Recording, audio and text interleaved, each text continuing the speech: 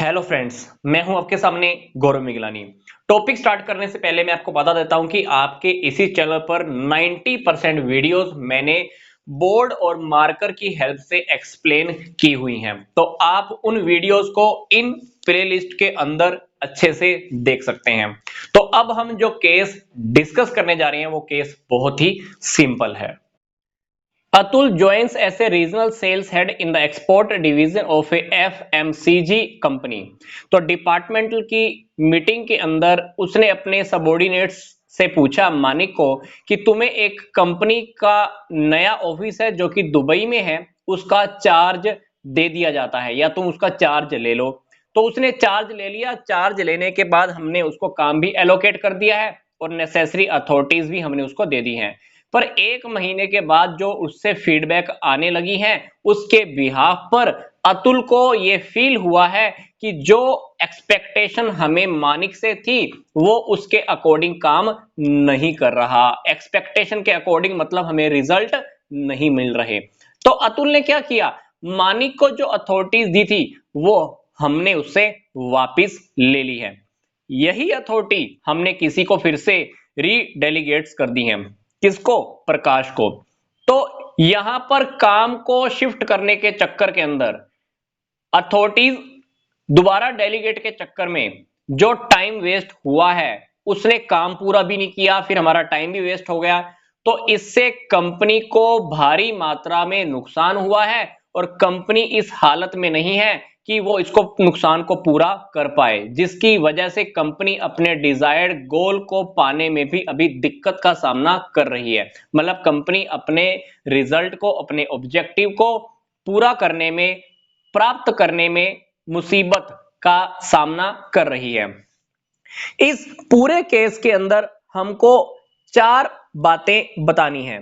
पहली बात, why is the Manik supposed to give regular feedback about work to Atul? किस वजह से हम ये सपोज करके चल रहे हैं कि मानिक को रेगुलर फीडबैक अतुल को देनी चाहिए। दूसरी बात, can the authority granted to a subordinates can taken back and re-delegated to another person? क्या जब हम एक पर्सन को अथॉरिटी देते हैं क्या हम उससे वापस लेकर किसी और पर्सन को भी डेलीगेट कर सकते हैं क्या? दूसरी बात हमसे ये पूछी जा रही है। तीसरी बात हमसे पूछी जा रही है, can Manik be held responsible for not meeting the work related expectation of the Atul?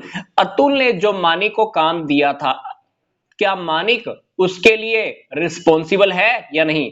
Give a suitable reason in the support of your answer. हमारा जो भी आंसर होगा उसके सपोर्ट में हमको एक रीजन देना है।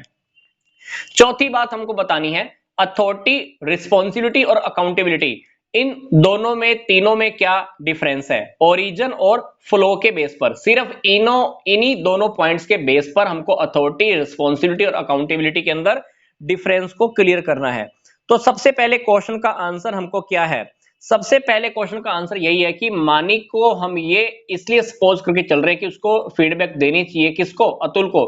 क्योंकि मानिक को काम दिया गया है और काम को पूरा करने के लिए अथॉरिटी भी दी गई है, तो डेफिनेटली उसकी रिस्पॉन्सिबिलिटी बनती है कि वो टाइम टू टाइम किसको? अतुल को फीडबैक दे, आंसर करे कि क्या रिजल्ट रहा, कितना सेल हुआ, कितना माल बिका, कितना नहीं बिका, क्या गड़बड़ आ रही है। पर मानिक ने ये काम नहीं किया। पर मानिक की यहां पर अथॉरिटी मिलने की वजह से उसकी रिस्पॉन्सिबिलिटी भी थी। दूसरी बात, जब हम किसी पर्सन को अथॉरिटी देते हैं तो अथॉरिटी उसे वापस ली जा सकती है और किसी और पर्सन को रीडेलीगेट की जा सकती है। तीसरी बात, yes, Manik can be held responsible for not meeting the work related expectation of the Atul as it is the obligation of the subordinate to perform the assigned duty to the best of his ability and skill। जब जब हम किसी person को authority देते हैं तो ये उसकी ओवरऑल रिस्पॉन्सिबिलिटी बन जाती है, उसका वो कर्तव्य बन जाता है, उसकी वो कमिटमेंट बन जाती है कि वो उस काम को पूरा करे, अपनी एबिलिटी को यूज करे, अपने स्किल को यूज करे। पर यहां पर मानिक ने काम नहीं किया था। पर हमारे क्वेश्चन का आंसर यही है कि yes, Manik can be held responsible. हम मानिक को रिस्पॉन्सिबल ठहरा सकते हैं। तीसरा क्वेश्चन हमारा क्या है? अथॉरिटी, रिस्पॉन्सिबिलिटी और अकाउंटेबिलिटी, तीनों के अंदर क्या डिफरेंस है? हमको ये डिफरेंस बताना है ओरिजिन और फ्लो के बेस पर। ओरिजिन के बेस पर अगर हम देखें तो ये कहां से पैदा होती है? ये पैदा होती है formal position in a organization, authority formal position की वजह से क्रिएट होती है, जबकि रिस्पॉन्सिबिलिटी कब क्रिएट होती है? जैसे ही हम डेलीगेशन ऑफ अथॉरिटी करते हैं ना, जैसे ही हम अथॉरिटी देते हैं तो रिस्पॉन्सिबिलिटी पे पैदा हो जाती है, और जैसे ही रिस्पॉन्सिबिलिटी पैदा होती है अकाउंटेबिलिटी भी पैदा हो जाती है। फिर बात आती है फ्लो की। फ्लो की अगर बात करें तो अथॉरिटी का जो फ्लो होता है वो ऊपर से नीचे होता है। टॉप लेवल मिडिल लेवल को अथॉरिटी देता है, मिडिल लेवल लोअर लेवल को अथॉरिटी देता है।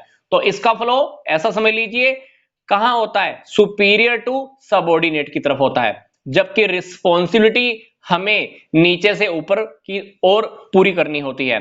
मान लो मिडिल लेवल को एक काम दिया था टॉप लेवल ने, तो अभी मिडिल लेवल टॉप लेवल के लिए रिस्पॉन्सिबल है, तो इसका जो फ्लो होता है रिस्पॉन्सिबिलिटी का ऊपर की तरफ होता है, मतलब सबऑर्डिनेट से सुपीरियर की ओर। सेम इसी तरह से ही जो अकाउंटेबिलिटी होती है ये फ्लोज अपवर्ड, ये भी ऊपर की तरफ बहती है। कैसे?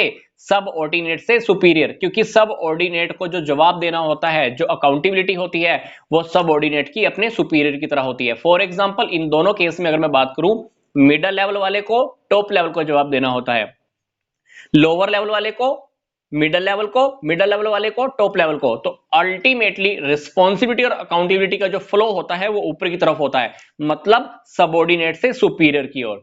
तो इस वीडियो के कुछ इंपॉर्टेंट लिंक्स और भी हैं चैप्टर को लेकर, जो आपको इसी वीडियो के डिस्क्रिप्शन बॉक्स में दिए हुए हैं।